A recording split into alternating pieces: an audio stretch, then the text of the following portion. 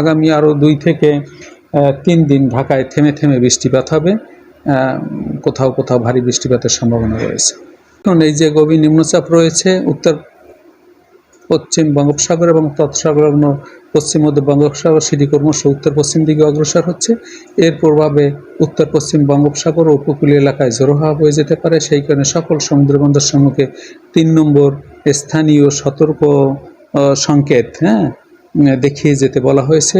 তাছাড়া সকল মাছ ধরা নৌকো ট্রলার সমূহকে পরবর্তী নির্দেশ না দেওয়া পর্যন্ত উপকূলের কাছাকাছি থেকে সাবধানে চলাচল করতে বলা হয়েছে এবং এর প্রভাবে যে বৃষ্টিপাত হবে সেজন্য ভারী বৃষ্টিপাতের সতর্কবার্তাও রয়েছে। আপনারা জানেন যে 30শে সেপ্টেম্বর সন্ধ্যা 6টার সময় পশ্চিম মধ্য বঙ্গোপসাগর ও তৎসংলগ্ন এরিয়ায় একটি লঘুচাপ তৈরি হয়েছিল। সেই লঘুচাপটি 1 তারিখ সকালে সুস্পষ্ট লঘুচাপে পরিণত হয় এবং সেটি কিছুটা শক্তিমাত্রা অর্জন করে 1 তারিখ 3টের সময় নিম্নচাপে পরিণত হয় এবং সে ক্রমশ উত্তর পশ্চিম দিকে অগ্রসর হতে থাকে।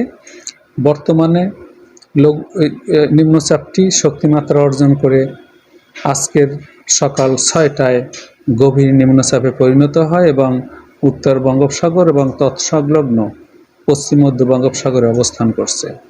সে আপাতত ঘন্টায় 12 থেকে 15 কিলোমিটার বেগে উড়িষ্যা অন্ধ্র উপকূলের দিকে ধেয়ে আসছে এবং এই গতিবেগ যদি অক্ষুণ্ণ রাখে তাহলে গভীর নিম্নচাপ রূপী সে আজকে উড়িষ্যা উপকূল অতিক্রম করতে পারে এবং এর প্রভাবে বাংলাদেশের উত্তর বঙ্গোপসাগর উত্তাল থাকবে, উপকূলীয় এলাকায় দমকা বা ঝড়ো হাওয়া অব্যাহত থাকবে এবং এর প্রভাবে বাংলাদেশে গভীর সঞ্চালনশীল অথবা বৃষ্টিপাতজনিত যেসব মেঘমালা জড়িত সেই মেঘমালা তৈরি অব্যাহত থাকবে এবং বৃষ্টি হতে থাকবে।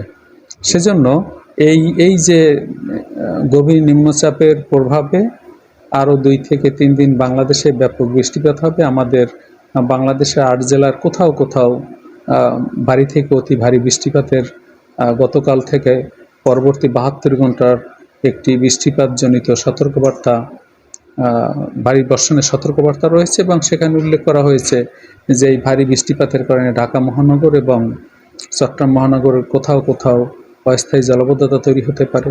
তাছাড়া আমাদের দেশের উপকূলীয় অঞ্চলের কোথাও কোথাও অস্থায়ীভাবে জলাবদ্ধতা তৈরি হতে পারে।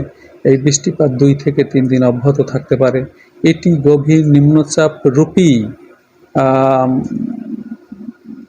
উত্তর উত্তর পশ্চিম দিকে অগ্রসর হয়ে আজ রাত 9টা নাগাদ গোপালপুর ও প্যারাদ্বীপের মধ্যে উড়িষ্যা এবং এ সংলগ্ন অন্ধ্রপ্রদেশ উপকূল অতিক্রম করতে পারে আজকে নয় এবং এই গভীর নিম্নচাপ রূপী উপকূল অতিক্রম করবে এবং এটি ঘূর্ণিঝড়ে রূপান্তরিত হওয়ার কোনো সম্ভাবনা নেই।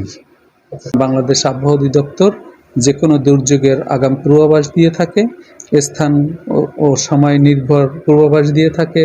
কোনো দুর্যোগ বঙ্গোপসাগরে তৈরি হলে সেটা মৌসুমি নিম্নচাপ বা গভীর নিম্নচাপ কিংবা ঘূর্ণিঝড়ই হোক না কেন, তার সঠিক তথ্য বিশ্লেষণপূর্বক কখন কোন সময় উপকূল অতিক্রম করবে সেই তথ্য বাংলাদেশ আবহাওয়া অধিদপ্তর দিয়ে থাকে।